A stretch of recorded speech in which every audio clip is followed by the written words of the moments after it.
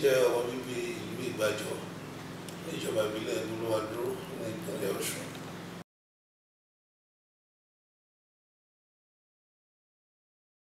A bí mi sí ìdílé olóògbé alàgbà Amos Akere àti ìyáàfin Ìbúrawúrà Akere.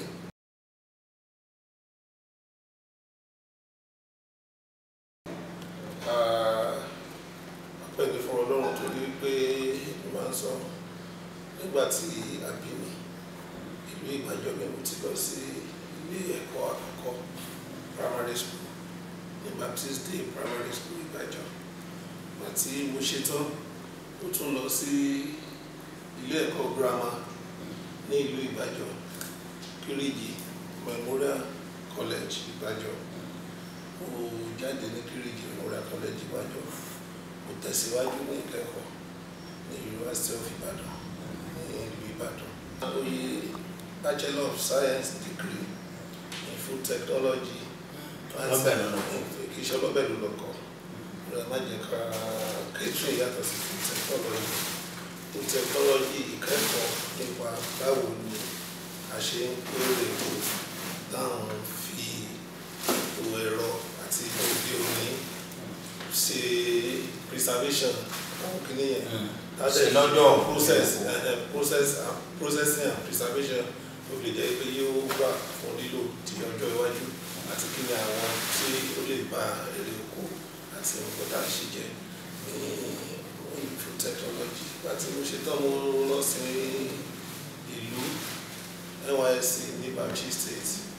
Mo ṣe NYSC mi ní Yorùbá Solidated Industry Limited àwọn ṣe mineral steps sí ọkọ̀ àti company. Láti mo parí.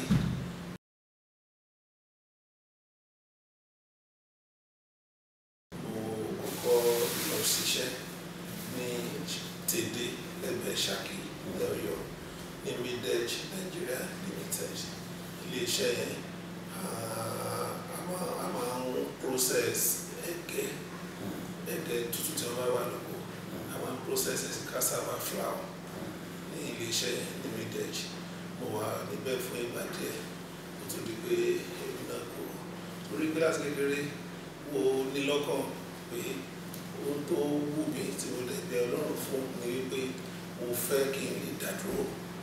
Tí ẹ bá jẹ́ ká ìwé mi tán omi ò ní èròǹgbà àti ìgbàṣẹ ìjọba àbí kí n ṣiṣẹ́ lọ sí pẹ́lẹ́ nìkan fún ọ̀pọ̀lọpọ̀ ìgbà.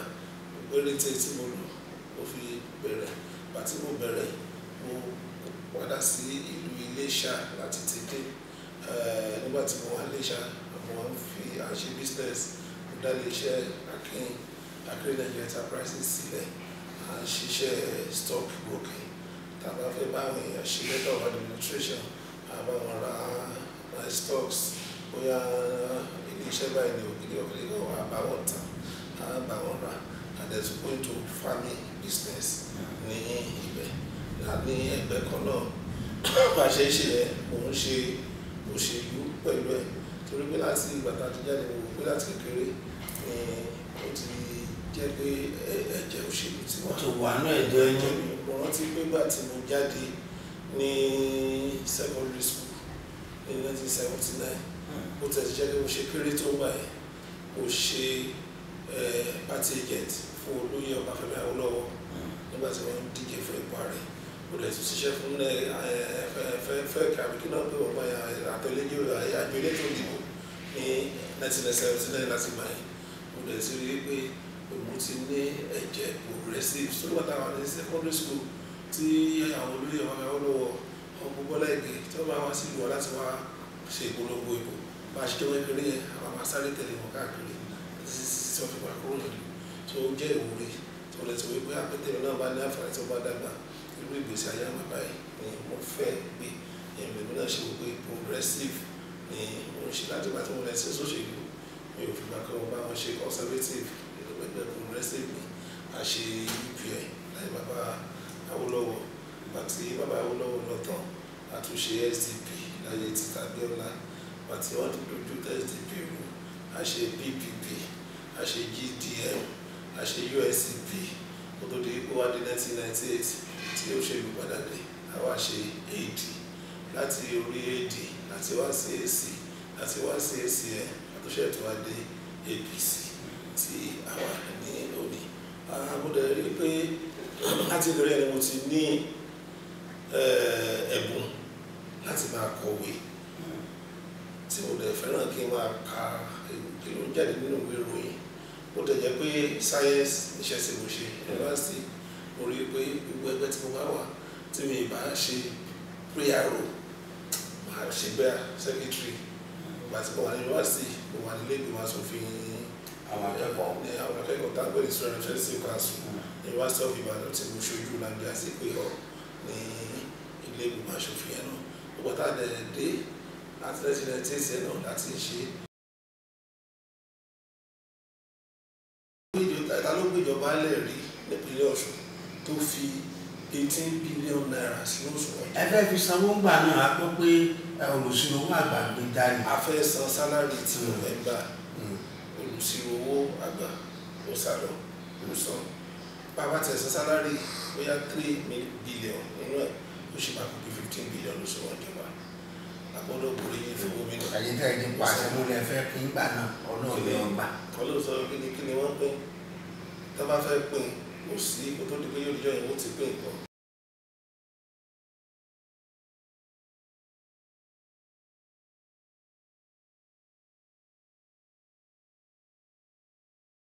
Ó yàtọ̀ láàrin ìjọba Alhaji Oyètọ́lá àti ìjọba Ọ̀gbẹ́ni Arẹ́gbẹ́ṣọlá tó lọ níjẹta. Ó ní wípé ìjọba Oyètọ́lá ò fojú ṣáájú ṣojú ọ̀nà. Tán bá wò pé ọ̀rọ̀ yìí yẹ ká ṣe máa fọ fún ìwọ̀n àpẹẹrẹ nínú ìjọba fún 20 ọdún àkọ́kọ́ tá a kọ́ lò ní ìjọba tiwantiwa.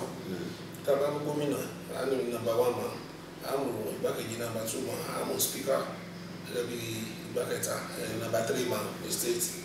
Ẹ wá wò ní àwọn speakers tí wọ́n ti jẹ́ nípínlẹ̀ Ọ̀ṣun Professor Majid Alabi speaker àkọ́kọ́, Adéjàre Bello ó jẹ́ ọdún mẹ́jọ lẹ́yìn Najib Salam òun náà tún ṣe ọdún mẹ́jọ.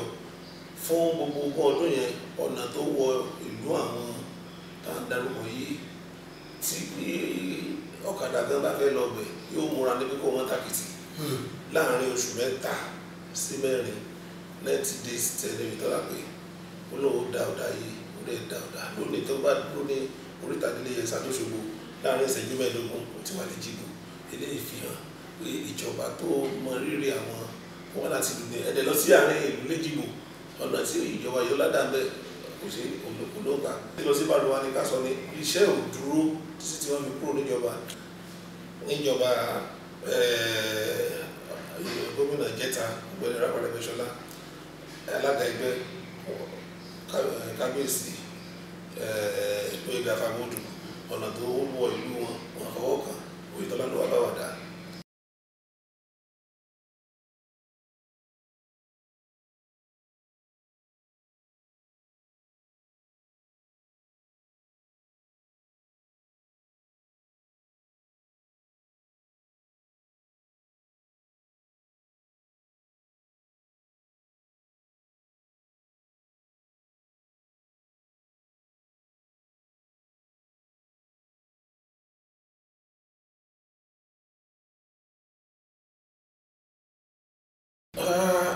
Ọlọ́run fún wa ṣe torí pé èmi ni mo jẹ́ akọ̀wé fún ìgbìmọ̀ ìpolongo Tinubu Shettima ní ìpínlẹ̀ Ọ̀ṣun tí gómìnà wa lánàá Alhaji tí Akadégbò Oyètọ́lá tí wọ́n sì jẹ́ alága fún ìgbìmọ̀ náà agbìyànjú. Ẹni tó bá wò á rí i pé fún ọdún mẹ́rin tí Alhaji àti sí Akadégbò Oyètọ́lá lò a ò fi ọwọ́ rẹ ọmọ ẹgbẹ́ alátakò kan ní wọ́n báyìí. Bí wọ́n fọwọ́ rẹ̀ yẹn mú àbí wọ́n fà létí kò sí nǹkan tó jọ bẹ́ẹ̀ nínú ìjọba Alhaji sí Akadégbò Oyètọ́lá. Ní gbára ẹgbẹ́ náà bùrẹ́dà ti wọlé ní 27th of November 2022 ìjọ ẹni jàgídíjàgan ló ti wọ ìpínlẹ̀ Ọ̀ṣun. Lójú gbogbo èèyàn ní ọdún 12 ẹgbẹ́ APC lórí ìjọba lọ́ṣun ẹlọgbọ́gbọ́ ẹ̀ Ọ̀ṣun was known as the most peaceful state in Nigeria láyé APC. Lónìí tó ti di oṣù bíi méje tí PDP ló báyìí Ọ̀ṣun is the most politically violent state in Nigeria kì í ṣàwọn là ń sọ àwọn tí wọ́n ṣe assessment ni ọmọ ẹgbẹ́ wa tí wọ́n pàdánù ẹ̀mí wọn ká tó dìbò tá a dìbò jáde ní oṣù kejì sí kẹta yìí wọ́n lé ní mẹ́ẹ̀ẹ́dọ́gbọ̀n. èyí sọ̀rọ̀ ilẹ̀ ẹ̀kọ́ wọn wá kà táwọn náà fi òkú àsìkò tó. tó bá ṣe wípé àkọ́ wọn wá kà ní wọn ò lè súnmọ́ ibò. àwọn lẹ́bí òṣèlú APC náà wọ́n pààyàn rò ní. tàbí wọ́n pa tọ́ka sí tó bá ṣe wípé àwa ṣe ìdajì nǹkan tí wọ́n ṣe yìí ẹgbẹ́ PDP orílẹ̀-èdè ìlú àwọn ìṣẹ́gun oníjà agbára wọn sàkà. agbára àwọn ìṣẹ́gun oníjà lù Ọlọ́run dẹ̀ fún yín kọ́tẹ́ máa sọ pé Ọlọ́run fún wọn ṣe orí pé ẹ wò wípé ṣe báwa lálà rẹ l'Àbújá àmọ́ àrẹ́ta rẹ l'Àbújá tá sọ pé kò kàn mí Ọlọ́run ló fún wọn ṣe. ṣé ẹ rò pé ó yẹ kí àjọṣepọ̀ tó gúnmọ́ wà láàrin gómìnà Adémọ́lá Adélékè àti ààrẹ ilẹ̀ Nàìjíríà Aṣíwájú Bọ́lá Ahmed Tinubu orí tá a bá wò wọ́n ní tá a bá kí ààrẹ ilẹ̀ Nàìjíríà wọn ó kí lọ́sùn lára gbèjì lọ. ìwọ lérògbà títí ààrẹ táwa ní Nàìjíríà lẹ́nu Aṣíwájú Bọ́lá Ahmed Tinubu Lagos State ní state wọn àmọ́ mímọ́ ìpè gómìnà tó bá ní làákàyè tó dẹ́mọ̀ kó ní nǹkan tó fẹ́ ṣe kó gbọ́dọ̀ tako ààrẹ tó bá wà lórí àlefa sẹ́ńtà torí pé bí ìlú ṣe rí lélẹ̀ gbogbo alámọ̀ wípé kò sí ìpínlẹ̀ kan ní Nàìjíríà lẹ́yìn bóyá Èkó àbí Rivers àti Kano tí wọ́n lè tọwọ́ bá kò pé àwọn ọ̀rọ̀ jẹnẹrétì owó lọ́dọ̀ àwọn kò sí ìpínlẹ̀ tó lè dá dúró gbogbo ni wọ́n dúró ní parí oṣù tí wọ́n dúró ní federal allocation so kò sí gómìnà tó gbọ́dọ̀ ní òun fẹ́ dá nǹkan ṣe lẹ́yìn ààrẹ tí bá ṣe pé ó fẹ́ jẹyẹ ìṣòro.